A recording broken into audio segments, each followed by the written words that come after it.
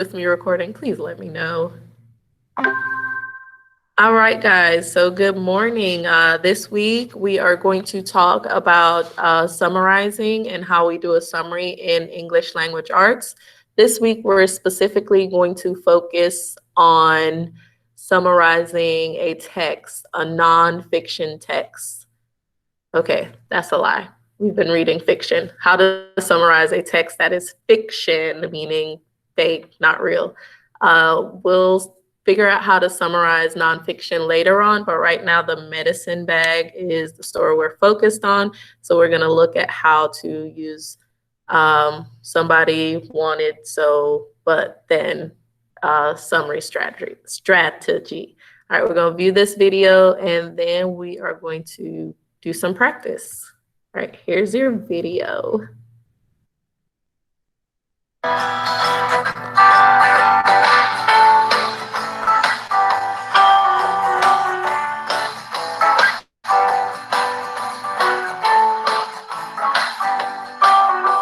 All right, so the purpose of a summary is to retell a story in your own words.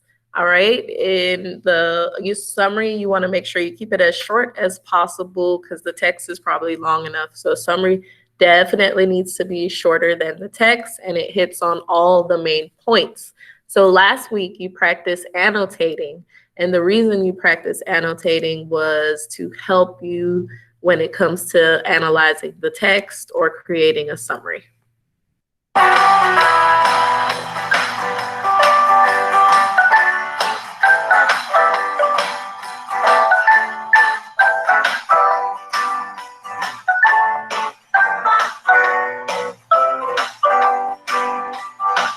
All right, so for the summary, you definitely want to give the beginning, middle, and end. You don't want to skip around. You definitely want to go in order so the person that's reading your summary can follow. Once again, the reason why we practiced annotation last week is because it's going to help you to skim through a story real fast and grab the important informations without having to reread the entire text. So sometimes it's hard for a kid to do a summary because they don't remember what happened. Your annotation is going to help you remember and keep track of what's going on in a story or a text.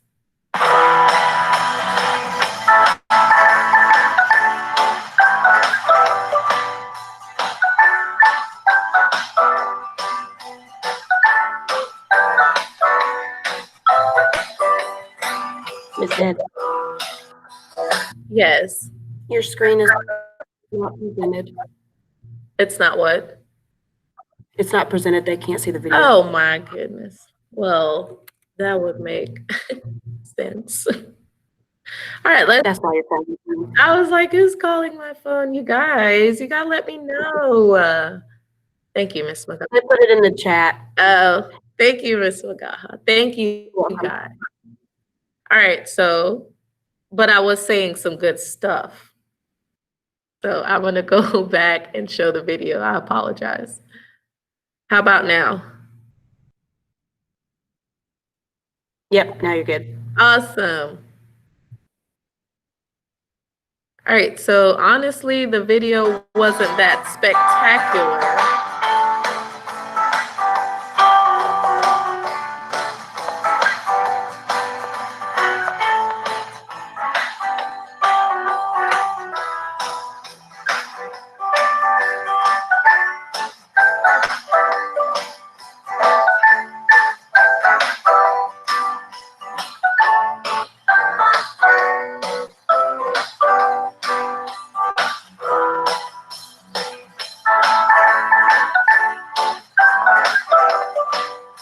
So the summarizing strategy that we're going to focus on is the somebody wanted but so then strategy. That's what we'll be using to backtrack a little. The reason why we write a summary is to kind of fill someone in on a story without retelling the entire story. We want to grab important details and features. We want to retell it from the beginning, middle, and end, and we definitely always want to keep it short. All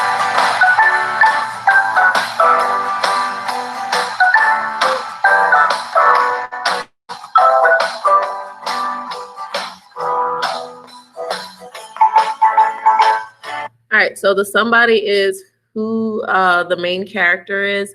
If I ask for the summary and I give you a specific person, it can be different. So I can ask you to pick the someone and make it the protagonist, or I can say, in this case, I want you to make the someone the antagonist. So the somebody depends on what I'm looking for.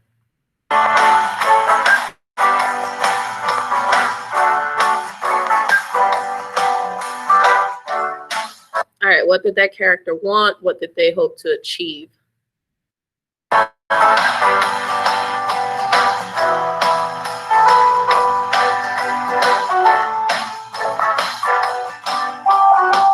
right, so your but, that's going to be your conflict or your problem.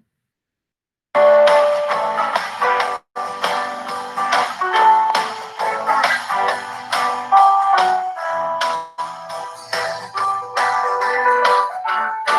right, your so how did this character try to figure out or solve the problem or conflict that they're facing?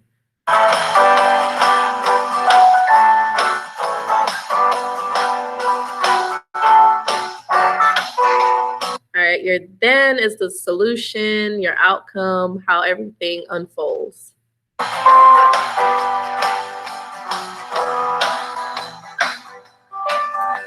All right. All right, so you're basically going to use this chart, your someone wanted, but so then. All right, after you get everything on that graphic organizer, you'll then be able to create a written summary. Your written summary, we'll look at that a little bit later. But if you go ahead and head over to your Google Classroom, you will see Monday to 4 and an assignment. Don't have a due date. I don't believe I gave a due date for that. No, I don't think so. All right, so y'all can still see my screen, right? Thank you. Yes.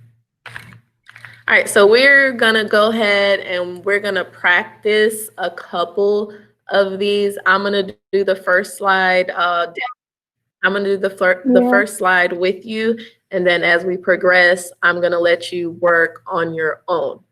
Okay.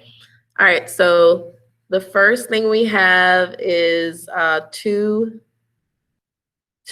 classic fairy tales.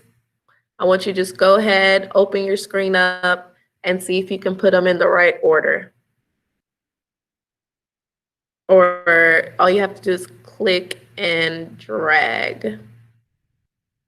All right, so let's start off. Does anyone see a character listed?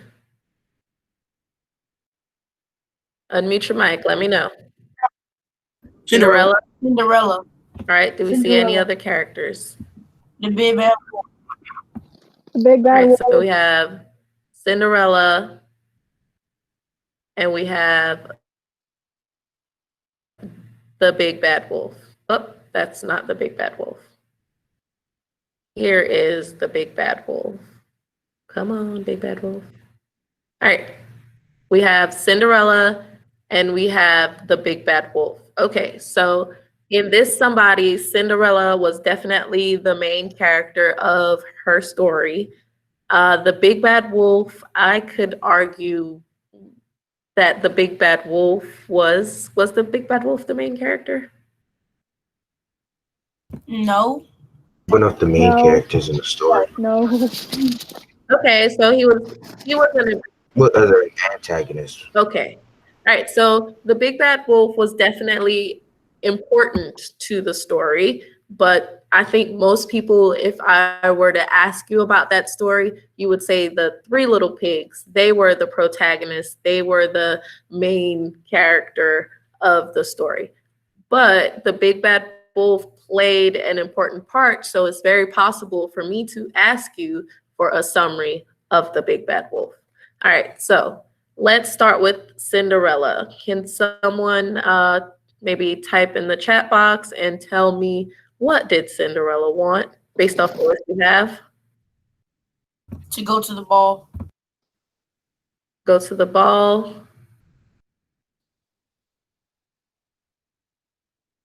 All right, so Cinderella definitely wanted to go to the ball.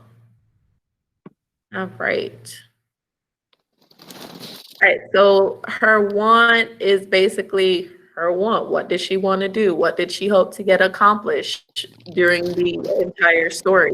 Her goal was to get to a ball. All right. But what was her problem? What was the conflict in the story? The evil stepmom. Didn't want her to go. Yeah, the evil stepmom. Evil stepmom. Okay, the evil stepmom didn't want her to go. Do we have that as an option? Yes. Let It's me- right there under the somebody who is the main character. All right. Evil stepmom didn't want her to go. All right, so let's pause for a moment.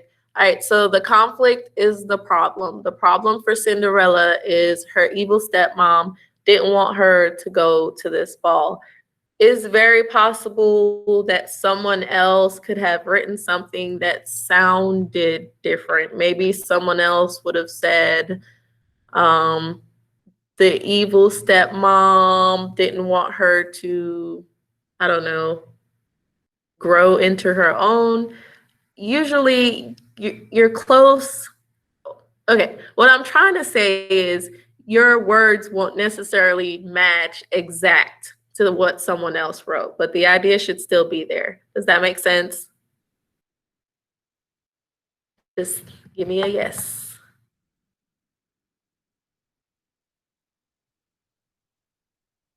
Okay. All right, so the but was evil stepmom didn't want her to go. All right, so right here, I have my so or so then. Sometimes when you're doing the summary, you will see this chart and it will say somebody wanted but so. Your so or your so then can be grouped together depending on how detailed you want to be. All right, so what happened to this lady, Cinderella? She Her got fairy treated godmother bad. used magic to go to the ball. All right, so her fairy godmother used magic to make her fancy, you know, the whole dress, pumpkin, carriage, and all that happened. And then she met a prince at the ball, they fell in love, and then that's that. All right, so in this case, your so was definitely the fairy godmother helping her out so that she can get a cute outfit and go to the ball. And as a result of her going to the ball, the short version is she met the prince and fell in love. But we all know the story. The full lengthy detail is she actually went to the ball. She met this guy, but then it was getting close to midnight. So then she ran home, lost her shoe. The dude had to go through a whole bunch of towns, and then the shoe had to match her feet and all that. We know that all that happened in between, but a summary, you want it to be short and sweet. If we were to fill in all those details, we would probably end up retelling the entire story. All right, so let's look at the pigs. What did the wolf want?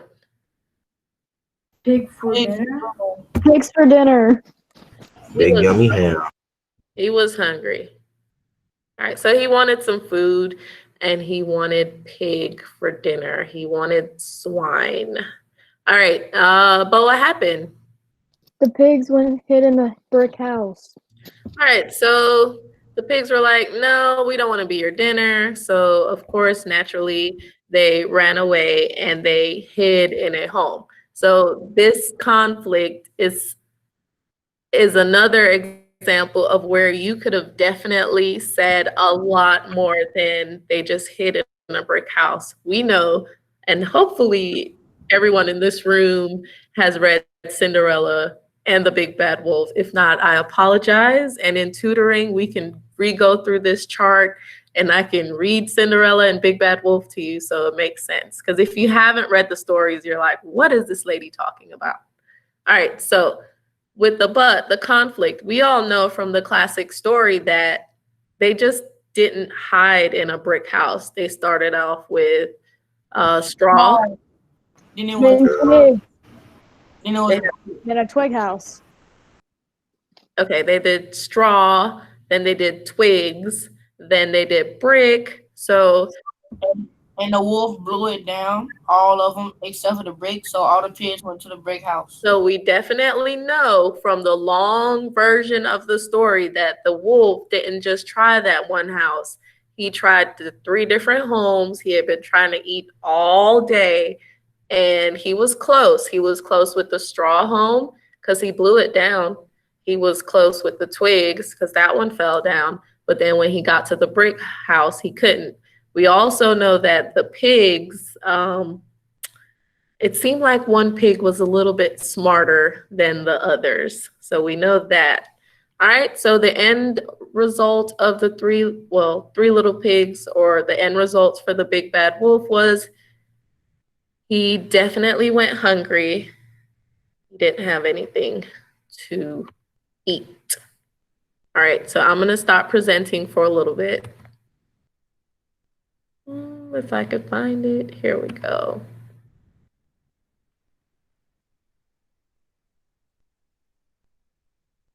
All right, so for today, you have the slide. You have a story, and the first story that you're gonna look at is Alma.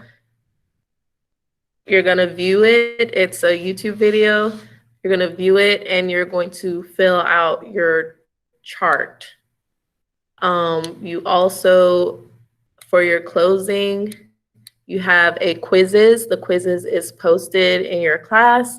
And then please keep in mind that during the lesson, it's okay if you need to take a break, you just pause and let me know.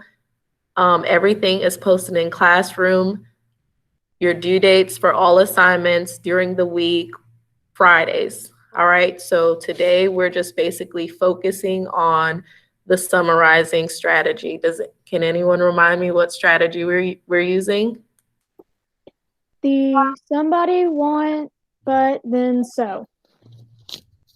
Yeah, so the 5, someone wanted, but so then. And we talked about those last 2 sometime grouping. All right, so I'm going to stop recording.